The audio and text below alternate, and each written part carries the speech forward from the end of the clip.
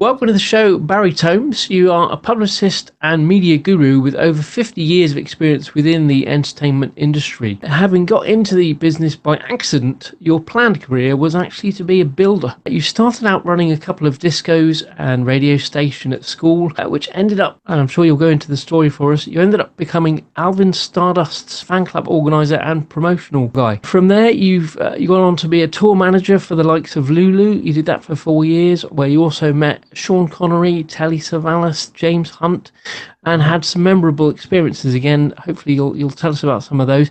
There's tons of stuff to talk about with you, Barry. Thank you so much for joining us, and please do tell us more. Well, good to join you guys. Thank you very much for inviting me. I'm really humbled that you've done this. There's always so much to tell because I never planned to be in the music business. I was a builder. I was a builder at 15. I'd already been building from the age of about 8 years of age, helping my brother. To try and spring forward, I went to a TV show. My girlfriend got tickets to a TV show. Alvin Stardust was performing. I was into T-Rex. I was into Alvin Stardust at all. We went there. Afterwards, we hung around. We met Alvin and got an autograph. And in showbiz style, a week later, we were invited to a concert of his in the Stoke-on-Trent at the Steam Machine. And we were selling posters and T-shirts. And I'd never seen so much cash in my life.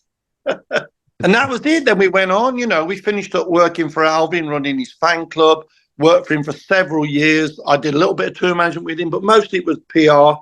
We took his fan club over from Todd Slaughter, who run the Elvis Presley fan club, right up until recently. And I'm still in a music business. I'm not quite sure how I got here. But I think if I've learned anything about the industry retires you. I don't think you retire from the music business. Wow. I think a time comes that says you're no longer relevant. Now, not current, but relevant. Right. And thank God I've fooled people for 53 years. Cheers, everybody. You know what's so amazing is like you have these old guys on stage still today. Yeah. Including Willie Nelson. He got to be about 80, right? Yeah. We worked with Willie Nelson a few years ago. One of our bands supported him. Just last week, I was with Robert Plant on one of his gigs. His voice is better than it's ever been, and he's 74. You don't know how some of these guys even survived the 70s. You've done many jobs at this. Which one do you like the most? I think I like being a publicist the most because I started off, as I say, running a fan club, a tour manager, a driver. I was Lulu's personal assistant. I put gigs together. I'm a radio DJ. I've got my US 10 radio show. But being a publicist allows you to take a very small story with probably not lots of significance to the rest of the world and help a person get that story out there. And about 20 years ago, maybe a little bit longer, I was in New York at the New Music Seminar. And I was given a credit card type piece of plastic. And the guy said, put that in the machine. I put it in the machine thinking I was going to get some cash. And he started playing music. And I'm like, what? Yeah. If that's the future of music, my record company's not going to make money anymore. So I very quickly expanded the PR and the publicist side. The thing I've championed, I think in 53 years, my biggest disappointment and probably my biggest worry going forward is where do we get the new Robert Plants from? Where do we get the new big bands from? Where do we get the new stars? Because there's no money being invested anymore. Nobody pays for music anymore. Nobody seems bothered that they can steal it and no one's arrested. You can be arrested for saying the wrong word now from today in Scotland, but not for stealing someone's song. Yeah. So as a record company, I know my very first song in 1987, I spent £12,500 recording that song with a girl called Norma Lewis. And that year, my sister bought a house for £12,500. Her house is now worth £150,000, and I've still got a cassette that cost me £12,500. But I wouldn't invest £12,500 in an album today, would I? Why would I? Where are the new stars coming from? And I think X Factor destroyed a lot of it because it destroyed a lot of the regular business. On a Friday and a Saturday, a lot of the venues, irrespective of it being a television show, to me, it was EastEnders with a prize. Right. But when it comes to nightclubs, all the nightclubs that are putting acts on 6-7 days a week were spending their entire budget on a Friday and Saturday to have the latest X Factor reject on that week because they'd been on television the week before. So all the other revenue dried up. So all the work, what we call working artists on the road, serious artists, they were gone. If there wasn't a wedding or there wasn't something like that, they were gone. And that's got worse than ever. The gigs have got better now. There's some bigger gigs, but, 75 quid to see some artists now. Plus, if two of you go, it's 150. You stay in a hotel's another 200. It's 400 quid to watch a 1.5 hour show. Yeah. So it's scary because I want that and I want gigs to happen because that's my entire life. I spent 53 years championing new music, getting new bands out there. I've released about 100 CDs on Gotham Records, all unknown artists to give them a break. Yeah. But where do we get the next lot of artists? Forget Barry Tomes. I'm just a small cog in a big wheel. I'm the guy that oils the wheel to the next thing and the next thing. My career ends when I stop. With an artist, their career carries on musically for years. ABBA broke up 40 years ago. They're making more money now than ever. So that's my worry about the business, but I still love it, and I still love meeting people. The technology's been good and bad, hasn't it? The internet's been a blessing and a curse. I just wish people would pay. When you go to a shop and you buy a bottle of milk, you expect to pay for it. But people will just go online and take somebody's song without even thinking. Kids don't even think how that music came into being. How did it become a song? Who wrote it? Who fed the person writing those songs? That's my kind of rant about please save us, save the industry.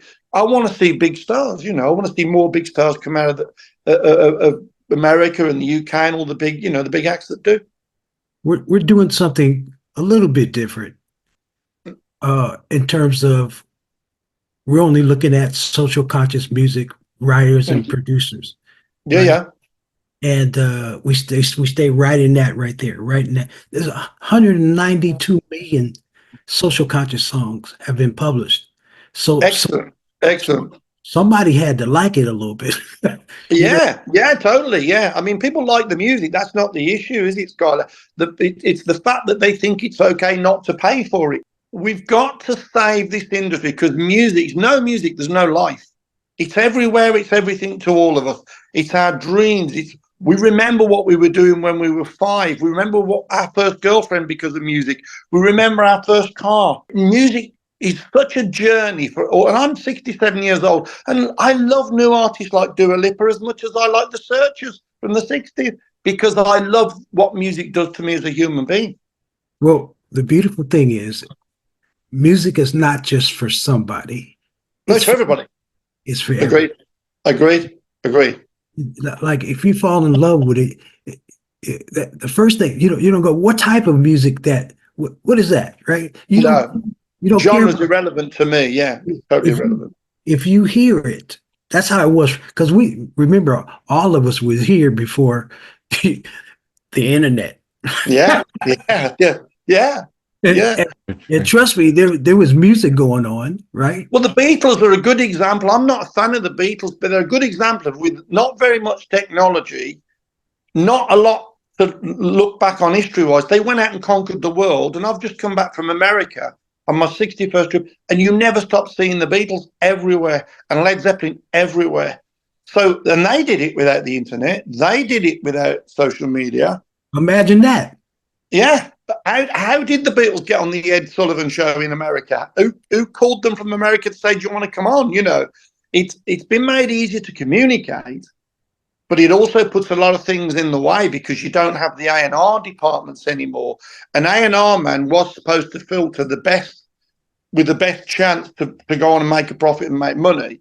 I always said with my record label, it will be my personal jukebox, and I've had more than 1,000 artists on my label that nobody'd ever heard of, and I've got some of them into movies. They've gone on to do tours. They've gone on to have albums because I love music, and that it's in my blood, I guess. And bless you for that, because you're actually talking about human music. Yeah, human beings. It's a thing. It's oxygen. It is an oxygen for us. People can take a tablet to feel good. That then makes them feel bad. Well, you can play a record that makes you feel good and bad. You can remember the song when you split up with your girlfriend, makes you feel bad. You can play another song that when your daughter was born, that makes you feel good. You know, or music is absolutely everything. And I've got people out of comas with music. I used to go to the dental surgeries, and I got my dental surgery had a contract with as a builder back in the day. And I got them in the old days of the Walkman, which were quite heavy. They're only cassettes, but they were quite heavy. And I got them to put headphones on the patients because they were nervous on the chair. It revolutionized the way they treated patients. Music's everything to me. Behind me, you could probably see there's 2,000 or 3,000 CDs. I've got about 30,000 vinyl CDs, 8 tracks, cassettes, mini discs. I've got 78 still. I'm old enough to have 78. I'm an advocate for the human sound. Me too. It's a God-given gift. Music is a God-given gift, I swear. It is, but we need to let the young people watch talented human beings. Playing instruments in the same room. Yeah, totally. Breathe it. Feel the sweat. Hear the noise. Listen to the feedback. It's too clinical on the internet, and who knows anymore whether you're watching an AI or a really beautiful singer. You don't know if a man called Bill is really Jenny. You haven't got a clue anymore. Yeah, so, and if you're in the room with these people, you get to experience it. And I would rather, like when you go and see Robert Plant with his new band Saving Grace, for example, one of the biggest rock stars in the world, could just stand on stage and read the Bible or read a phone book, and he would sell millions. But his new band, no website, no merchandise, no CD, and no publicist. You got to see him live. Wow. Now, okay, Robert can afford to do that. But what a great thing. I've seen him 7 times in the last couple of years. And every time I'm blown away. And I know I can't go home and play the CD. The next time I've got to go back to that venue and see him. Yeah. Wow.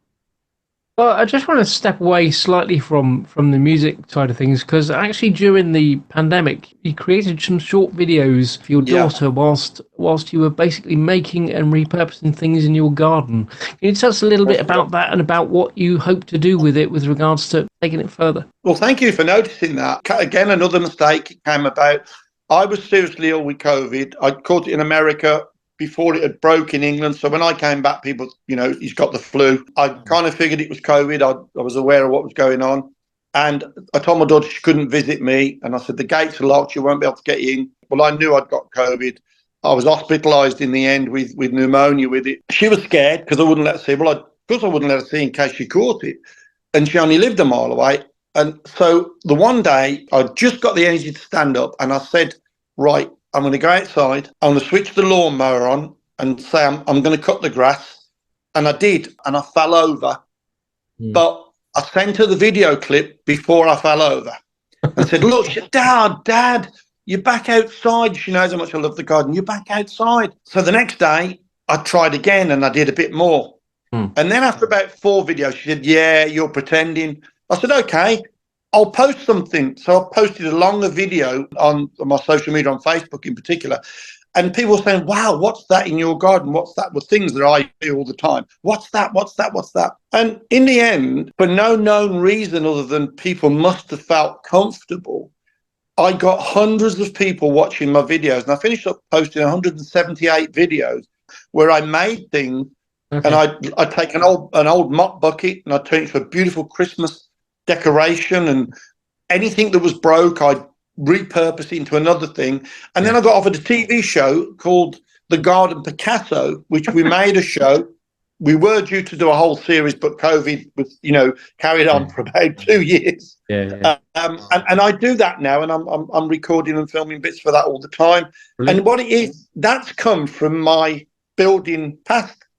I make things. I don't like throwing things away. I reclaim timber all the time. I'm trying to do my bit to save the planet. I repurpose things. I recycle things. But if a piece of fence is 6 foot long and the bottom 2 foot is rotten, the top 4 feet is good. So make a fence that's 4 feet with that offcut. That's it.